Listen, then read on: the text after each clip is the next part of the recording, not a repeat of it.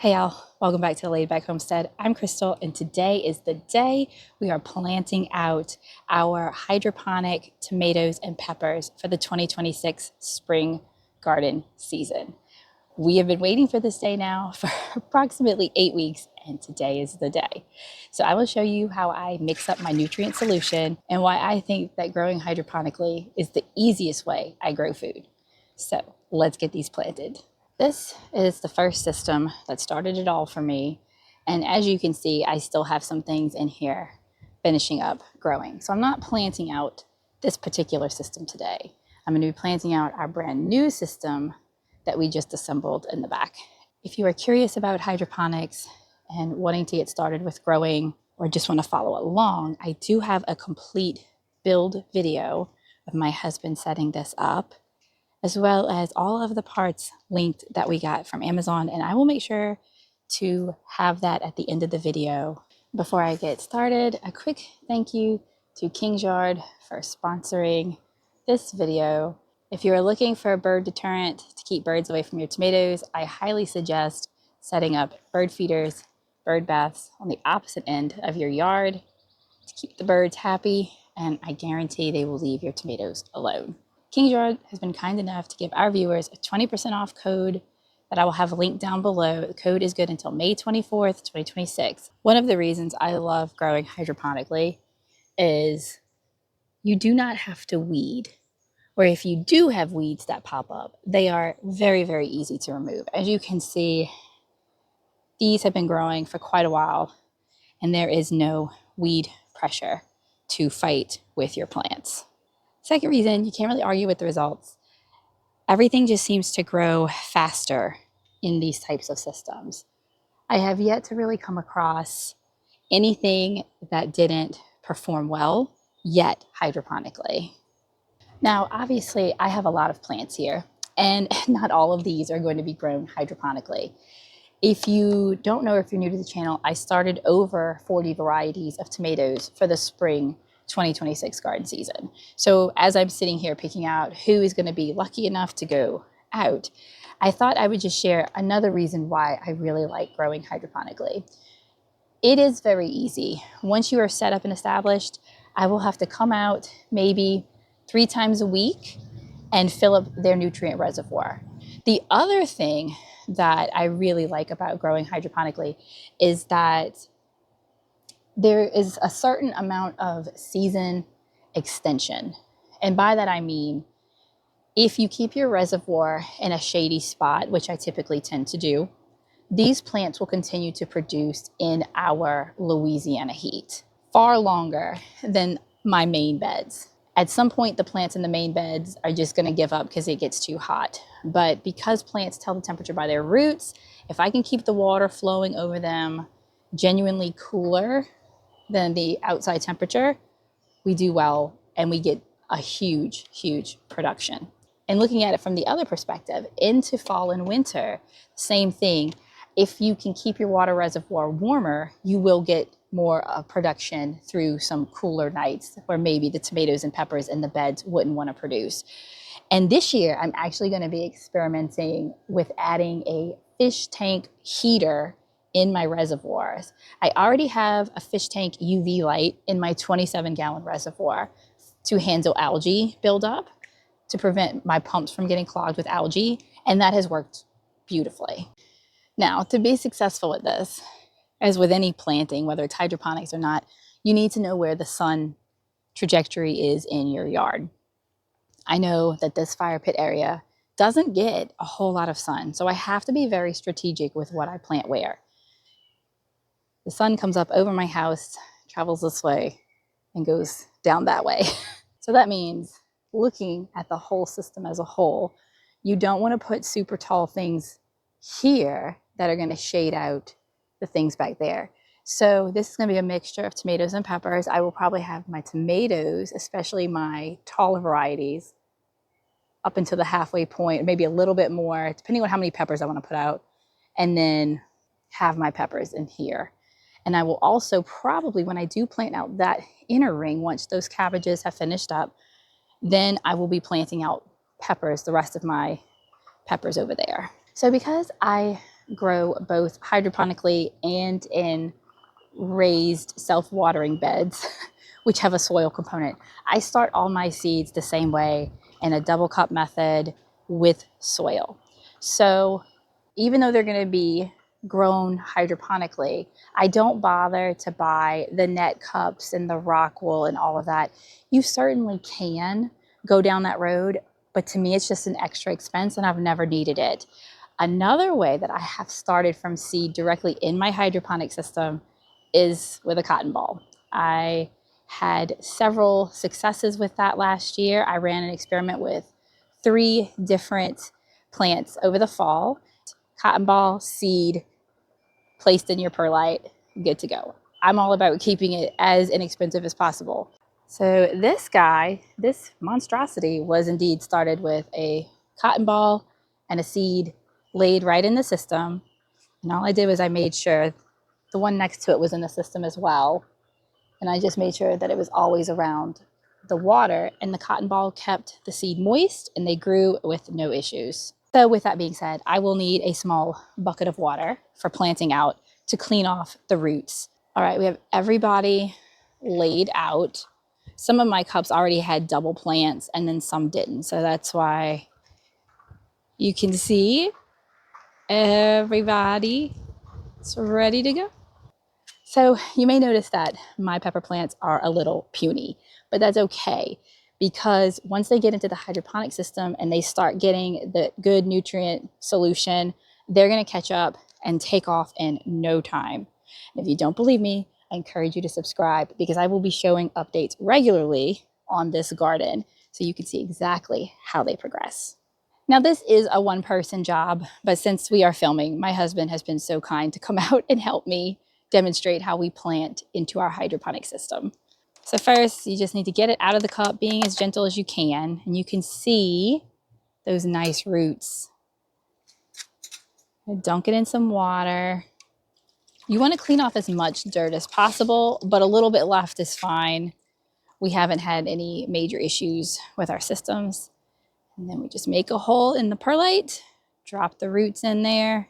So that first one was banana legs. We already have one of those planted out in our yard as well. This is a German giant, which I'm very excited about. It's my first year growing.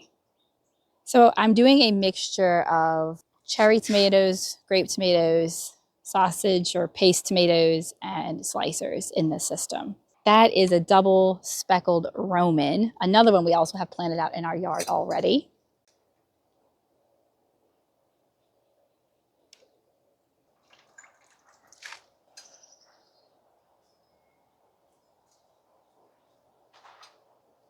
This is garden paste.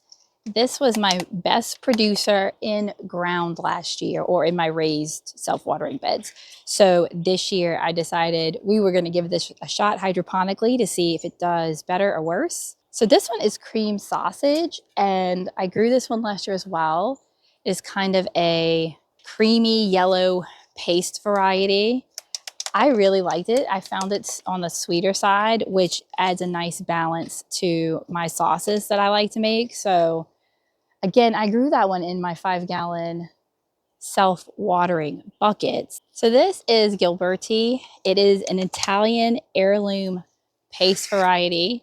I have tried growing this several years ago, and it did not perform super well in my raised beds. I really think the heat got to it. So I had some really old seeds from 2020, and I thought, you know what, this would be a perfect candidate for hydroponics to see if I can season extend it, keep it a little bit cooler, maybe we'll get better production. Now, this one's new to me. It is called Bodacious. So this is red sausage going in. This was another red paste variety that I grew last year, and it did perform well in my beds, not as well as garden paste. Now, this variety here, I'm taking a little bit of a gamble with. It's Early Girl. It's a determinate variety. I don't normally reserve a spot for determinants in my hydroponic system. Now, this one is very intriguing to me. It's called Woolly Kate. It was free seeds. It supposedly has a velvety, woolly texture to both the foliage as well as the fruit. So I am not sure I'm gonna like this or not. This is a complete gamble. Now I'm trying yellow pear again. I have gotten mixed comments. Some people love it and said it was a great producer. Some people said it produced, but it didn't have a good flavor. So another new to me, Cherry Falls. This is a cherry variety, obviously. We have Triple L crop. Again, I grew this in ground last year. I got a decent harvest, not the best. So this is its last chance to really show me that it can perform. And now we've got Cherokee Carbon.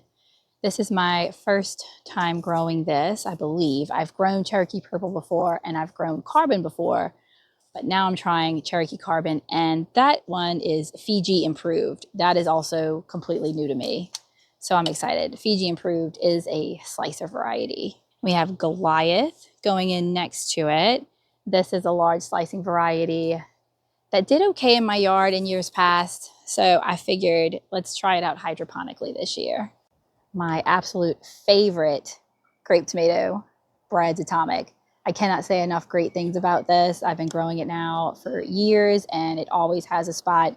And it grew beautifully in my fall hydroponic tomato garden. So it's back for redemption because we lost it to an early frost. The last 3 buckets we're going to dedicate to peppers. The entire inner circle will also be peppers. So I'm only doing a few peppers on the outside. And since they are short, they are at the edge here. And the first one we're planting is pepperoncini. And this guy is a big Thai. This plant was beyond prolific last year. You really only need one of them in your yard. Now we have a baby emerald giant going in.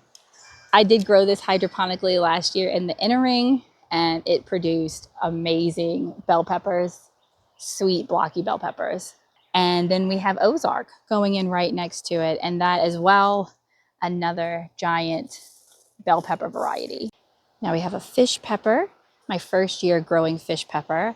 I'm really excited because it has variegated leaves. And the last one going in is the giant Marconi. Grown those in the past. They are wonderful, wonderful sweet peppers. Okay, now that our entire system is planted out with our tomatoes and peppers, it's time to make sure that they get off to the best start possible, and that is with their nutrient solution. Right now, I just have water currently in my tote, but we're gonna change that. So for a 57-gallon reservoir, I need 136.80 grams of the Masterblend nutrient. So I just take my food scale and measure it out. That's what my calculator told me I needed. So that's what I'm going to do. 136.80. Close enough to that. I don't fret over a couple of grams. I've never had that be an issue. To the Masterblend, I will add in the Epsom salt, which that is 68 grams. To mix up my nutrient solution, it's recommended that you mix up your Masterblend and Epsom salt in one bucket and your calcium nitrate in a separate bucket until dissolved, and then pour them together in your reservoir. So we have our Masterblend and Epsom salt that we just weighed out. Go in that bucket, give it a stir, let it sit. I don't measure out the amount of water in the buckets. It does not matter as long as it's enough to dissolve your nutrients. Now for your calcium nitrate, you measure out 136.80 grams as well. Mine is a little bit, got some moisture in it, but I haven't run into any issues yet. So I'm just gonna, and now you just stir, let this all dissolve. Once you have your nutrient solutions dissolved, you just come and add them in to your reservoir. And once you have added your solution to your water reservoir, your tote, whatever you want to call it, now it's simply time to just finish filling the rest of it up with your hose. And that's how simple it is to grow hundreds of pounds of food. You can see everybody is up in their respective places. And we have these T-posts, if you notice, around. This is how we're going to be setting up our trellis system, because 99% of what's in here will need to be staked and trellised at some point. Well, guys, got everybody planted out. Couldn't be any easier. This is going to produce hundreds of pounds of food for us. The only last thing left to do, write down where everybody's at, who's who, so they don't get lost in the shuffle. Thank you all for hanging out with us today. If you like this video, go ahead and give it a thumbs up. If you're interested to see how these go on to produce, I encourage you to subscribe. And until next time, stay blessed.